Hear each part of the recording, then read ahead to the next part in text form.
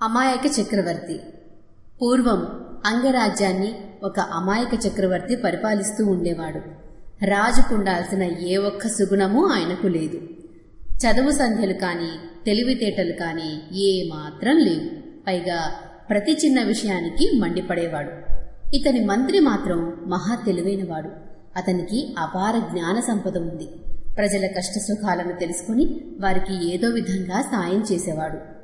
ఈ తెలివి తక్కువ రాజు ప్రజలపై అనేక వింత వింత పన్నులు విధిస్తూ ఉండేవాడు.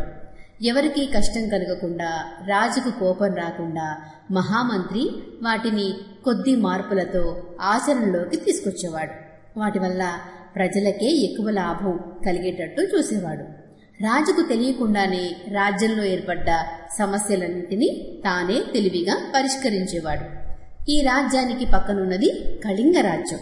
ఒకసారి ఆ రాజ్యాన్ని ఏలే రాజుతో ఈ తెలివిలేని మహారాజు గొడవ పడ్డాడు. అప్పటి నుండి ఆ రాజు పేరు వింటేనే ఇతడికి ఒళ్ళు మండేది.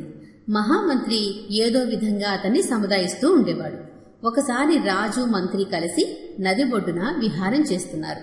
అప్పుడే రాజుకు ఒక సందేహం కలిగి, మంత్రి, మన నదిలోని నీరు కళింగ రాజ్యంలో కూడా ప్రవహిస్తుందట కదా అని అడిగాడు.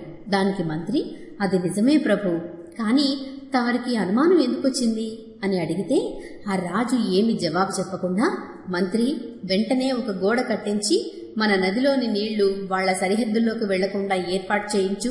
అప్పుడు వాళ్లు నీళ్లు లేక మలమల మాడి చస్తారు అన్నాడట. మంత్రి ఏమీ మాట్లాడలేకపోయాడు. గోడ కట్టడం వల్ల వచ్చే సమస్యలు, కష్టాలు అతనికి తెలుసు. కానీ అది రాజాజ్ఞ కనుక చేసి తీరవలసిందే. గోడ కట్టించవలసిందని సేవకులకు పురమాయించాడు. ఒక్క రోజులో గోడ పూర్తయిపోయింది. దాని ప్రభావం చాలా తీవ్రంగా ఉంది. ప్రవాహాన్ని అడ్డుకోవడం చేత నీరు వెనక్కి ప్రవహించి ఆ పట్టణాన్నే ముంచివేస్తోంది. చిన్న ఇళ్లలోని వాళ్లంతా ప్రాణాలు అరచేత పట్టుకుని పారిపోతున్నారు. ఇవన్నీ జరుగుతాయని మంత్రికి ముందే తెలుసు. సమయానికి తగిన ఉపాయాన్ని ఆలోచించి ఈ ఆపద నుండి ప్రజల్ని గట్టెక్కించాలని ఒక ఆలోచన చేశాడు. తెల్లవారుజామున 4 గంటలకు 6 గంటలు కొట్టవలసిందని తన నౌకర్లకు పురమాయించాడు. ఆ గంటలు విన్న వెర్రి మహారాజు నిద్ర నుండి లేచాడు. కాని ఎక్కడా వెలుతురే లేదు. ఆయనకు ఆశ్చర్యమేసి మంత్రికి కబురు చేశాడు.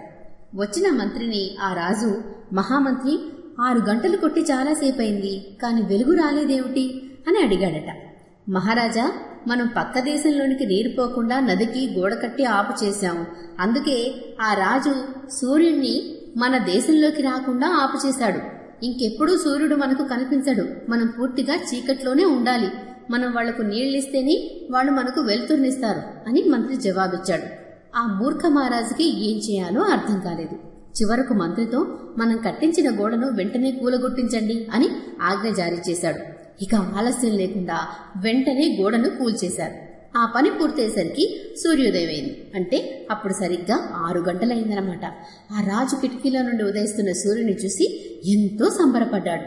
వెంటనే మహామంత్రి, రాజా చూశారా, మనం నీళ్లు వదిలిన వెంటనే వాళ్లు సూర్యుని మన దేశంలోకి పంపించారు అన్నాడట. ఆ వెర్రి మహారాజు అదే నిజమని నమ్మాడు.